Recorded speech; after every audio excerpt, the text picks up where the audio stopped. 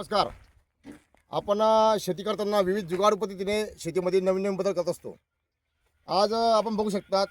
आज आपण कांदा बी पेरणी केली आहे.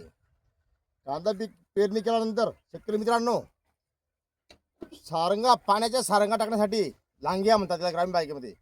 लांग्या टाकण्यासाठी आपल्याला पर्याप्त साधन नसतं. आपल्याला पुनश्च बैलजोडीवर आपल्याला विसंबून राहावं लागतं, किंबहुना आपल्याला मजुरांच्या माध्यमातून ह्या पाण्याच्या सारंगासाठी आपल्याला मजुरावर विसंबून राहावं लागतं. पण सद्यस्थितीला बघितला मजूर टंचाई, त्यामुळे कुठेतरी या मशागतीसाठी शेतकऱ्यांना मोठ्या प्रमाणात अडथळा निर्माण होत होता. त्यावर एक संशोधन करावं म्हणून आपण पारंपरिक पद्धतीचं कोळपं बनवलं आपण. आणि जिथं बैलजोडीला आपण ते जोडायचो त्याच ठिकाणी आपण ते या पांभरला जोडून अशा पद्धतीने आपण तिचे एक नियोजन केलं आहे शेतकरी मित्रांनो. जेणेकरून पेरणी झाल्यानंतर अशा पद्धतीने आपल्या शेतामध्ये पाण्यासाठी पर्याप्त दांड आहे सारंग आपल्याला टाकता येईल. अशा पद्धतीने शेतकऱ्याला कोणत्याही प्रकारचं बैलजोडीवर विसंबून राहण्याची गरज नाही शेतकरी मित्रांनो. आणि ह्या पद्धतीने मजूर वर्गाची सुद्धा आपल्याला गरज भासणार नाही पाहिजे तेवढी. तर आपण या पांबरच्या माध्यमातून अशी दोर बांधून आपले कोळपं बनवलं मित्रांनो जुगारातून.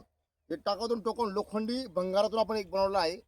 आणि अशा पद्धतीने पेरणी झाल्यानंतर आपण पाण्यासाठी कशाही पद्धतीने पाण्यामध्ये शेतामध्ये आपण ते पाण्याच्या लांग्या हे टाकू शकतो. तर शेतकरी मित्रांनो, जुगारू पद्धतीने शेती आपली सोपी कशी करता येईल यावर माझा नेहमीचा अभ्यास असतो. आणि याच अभ्यासाच्या मार्गदर्शनातून आपण हे आज जुगारू कोळपं बनवलं आहे, ज्याचं बैलजोडीच्या उणिवेवर, बैलजोडीच्या कमतरतेवर हे चांगल्या पद्धतीने आज आपण याचा प्रयोग केला आहे. शेतकरी मित्रांनो, अशा पद्धतीने असे का जुगाड प्रत्येक ट्रॅक्टरवाल्याने शेतकऱ्याने बनवल्यास पाण्यासाठी दाण टाकण्यासाठी चांगल्या पद्धतीने याचा उपयोग होऊ शकतो असं मला वाटतं. शेतकरी मित्रांनो, आपली शेती करत असताना गरज ही स्वतःची जननी आहे या फक्त उक्तीने शेती केल्यास शेती नक्कीच नफ्यात येऊ शकते आणि सोपी सुटसुटीत होऊ शकते. अशा पद्धतीने शेतकऱ्यांनी काम करायला पाहिजे अशी मी आशा व्यक्त करतो. धन्यवाद शेतकरी मित्रांनो.